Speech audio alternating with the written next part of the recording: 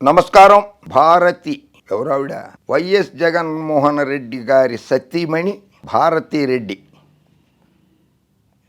దెబ్బ వాళ్ళకి అబ్బా అనిపించింది. భారతీ రెడ్డి గారు ఇచ్చినటువంటి నోటీసులకి బెత్తరపోయింది పత్రికా రంగం.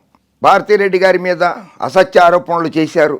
ఆవిడ 2 కంపెనీలలో షీలో ఇండస్ట్రీస్ ప్రైవేట్ లిమిటెడ్, ఫోరెస్ సింప్లెక్స్ ప్రైవేట్ లిమిటెడ్ కంపెనీలలో మాజీ ముఖ్యమంత్రి వైఎస్ జగన్మోహన్ రెడ్డి గారి భార్య వైఎస్ భారతీ రెడ్డి డైరెక్టర్గా వ్యవహరించారని, అవినీతికి పాల్పడ్డారని, అక్రమంగా సంపాదించారని లేనిపోని ఆరోపణలు, అసత్యాలు ప్రచారం చేశారు, ప్రచురించేశారు. వైఎస్ భారతీ రెడ్డి గారు కలత చెంది బాధపడి ఆ వార్త సత్యదూరం, నేను ఆ కంపెనీలలో ఎప్పుడూ డైరెక్టర్గా లేను, నన్ను మానసికంగా కృంగదీస్తున్నారు, నా పరువుకు భంగం కలిగిస్తున్నారు, పరువుకు నష్టం కలిగిస్తున్నారంటూ ఉషోదయ ఎంటర్ప్రైజెస్ ప్రైవేట్ లిమిటెడ్కి, ఆ కంపెనీకి సంబంధించినటువంటి అధికారులకి, ఉద్యోగస్తులకి లాయర్ నోటీసులు, లీగల్ నోటీసులు పంపించడం జరిగింది. దానికి ఆ ప్రముఖ దినపత్రిక ఈనాడు పత్రికే బాధాతప్త హృదయంతోనో, క్షమాపణ కాని క్షమాపణ, పశ్చాత్తాపం కాని పశ్చాత్తాపం లాగా ఒక వార్త ప్రచురించేశారు. చాలా కాలం తర్వాత ఆ ఈనాడు దినపత్రికలో మార్పు వచ్చింది. అటువంటి నిర్ణయానికి కారణం వైఎస్ భారతీ రెడ్డి అవ్వటం నిజంగా ఆంధ్ర రాష్ట్ర ప్రజలు ఆశ్చర్యపోతున్నారు. అనిల్ రెడ్డి కంపెనీల్లో డైరెక్టర్ ఆయన తల్లి వైఎస్ భారతి. అనిల్ రెడ్డి గారి తల్లి వైఎస్ భారతి, జగన్ సతీమణి వైఎస్ భారతి ఆ కంపెనీల్లో డైరెక్టర్ కాదు. ఇది ఈనాడులోనే రాశారు, నేను చెప్పలా.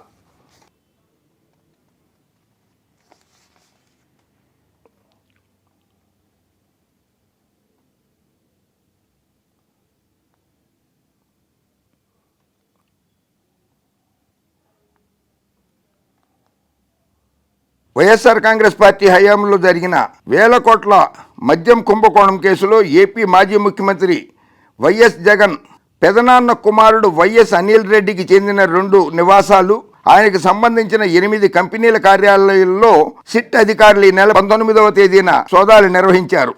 ఆ కంపెనీల్లో కొన్నింట్లో అనిల్ రెడ్డి ప్రస్తుతం డైరెక్టర్గా ఉండగా, మరికొన్ని కంపెనీలకు గతంలో డైరెక్టర్గా వ్యవహరించారు.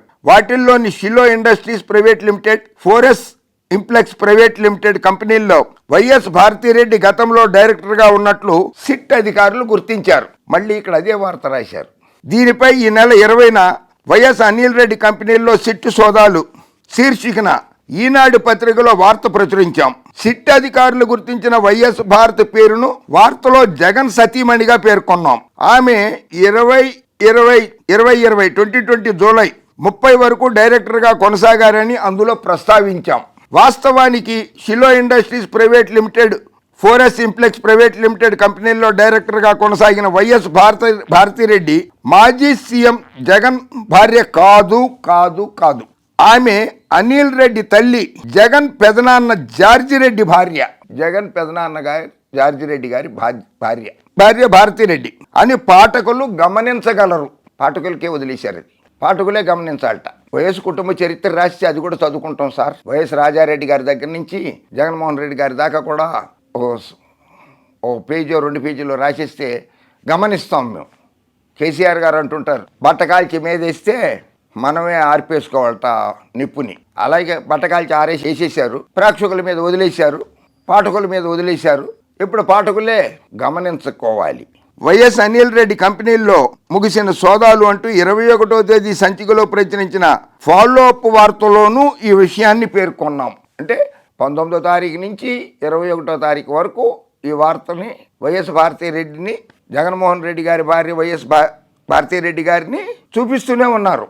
ఆవిడ కంపెనీల్లో డైరెక్టర్గా ఉన్నట్లు, ఆ మద్యం కేసులో ఉన్నట్లు ప్రచురించేశారు. ఫాలో అప్ వార్తలో కూడా ప్రచురించాం.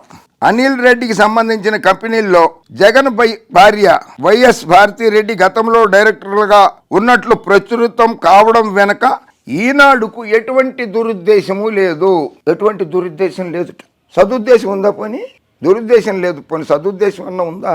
అయ్యా, పాత్రికేయ రంగానికే వన్నె తేవాల్సినటువంటి దినపత్రిక ఈనాడు పత్రిక మీద తెలుగు పాఠకులకి అచంచల విశ్వాసం ఉన్నది. అటువంటిది అవాస్తవాలు రాసి, అవాస్తవాలు ప్రచారం చేసి ఆ దినపత్రికకి, ఈనాడు దినపత్రికకు ఉన్నటువంటి విశ్వసనీయత, అభిమానాన్ని ప్రేక్షకుల నుంచి దూరం చేయొద్దు. పాఠకుల నుంచి దూరం చేయొద్దు. అయినా ఒక విషయం ఏంటంటే వైఎస్ రాజారెడ్డి గారు అన్న, వైఎస్ రాజశేఖర రెడ్డి గారు అన్న, వైఎస్ జగన్మోహన్ రెడ్డి గారు అన్న, వైఎస్ భారతి అన్న, ఎందుకు మీకు కక్ష? ఎందుకు కక్ష అంటే మీరు వ్యాపారం చేస్తే వాళ్ళు వ్యాపారం చేయకూడదా? మీరు పేపర్ నడిపితే వాళ్ళు పేపర్ నడపకూడదా? మీరు టీవీ ఛానల్ పెట్టుకుని ఉంటే వాళ్ళు టీవీ ఛానల్ పెట్టుకోకూడదా? భారతిరెడ్డి గారు పెట్టకూడదా? మీరు పచ్చళ్ళు వ్యాపారం చేసుకుంటుంటే వాళ్ళు సిమెంట్ వ్యాపారం చేసుకోకూడదా? మీరు సినిమా వ్యాపారం చేసుకుంటుంటే వైఎస్ కుటుంబం విద్యుత్ వ్యాపారం చేసుకోకూడదా? అంటే వ్యాపారాలు కూడా మీరే చేసుకోవాలి, పేపర్ కూడా మీరే నడుపుకోవాలి, టీవీ ఛానల్ కూడా మీరే నడుపుకోవాలి. ఎదుటి వాళ్ళు ఎవ్వరు ఏ వ్యాపారాలు చేయకూడదు.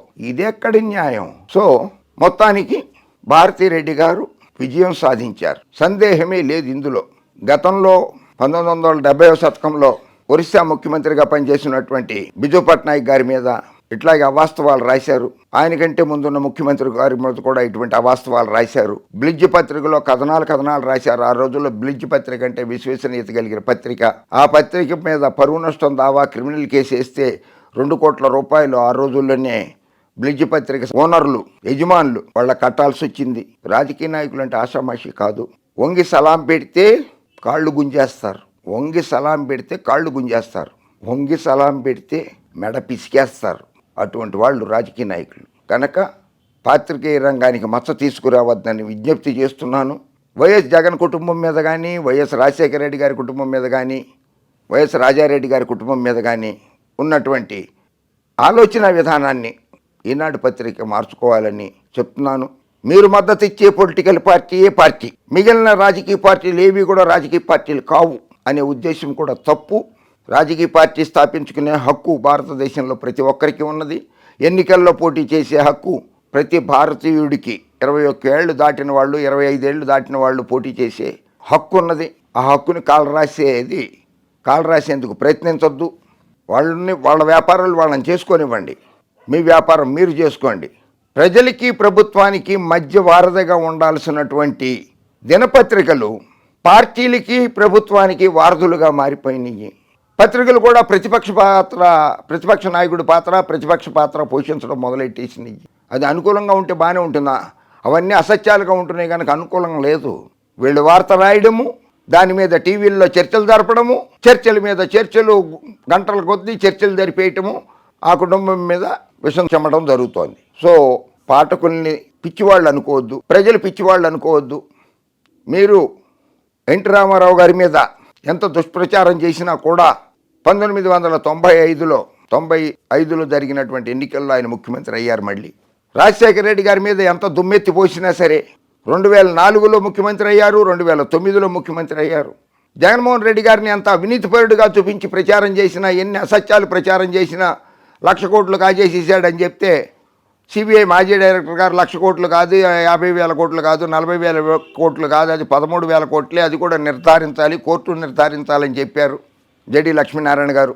అన్నీ చేసినా సరే 2014 శాసనసభ ఎన్నికల్లో 67 సీట్లతోటి ప్రతిపక్ష నాయకుడిగా నిలబడ్డాడు. 2019లో ఏకంగా 151 సీట్లతోటి గెలుచుకొని అధికారంలోకి వచ్చాడు. అది ఒంటరిగా పోటీ చేసి, కూటమిలా పోటీ చేసి కాదు, 3 పార్టీల పొత్తులు, 4 పార్టీల పొత్తులు చేసి కాదు. ఓకే, పాఠకుల మనోభావాలు దెబ్బతీయకండి. జై హింద్.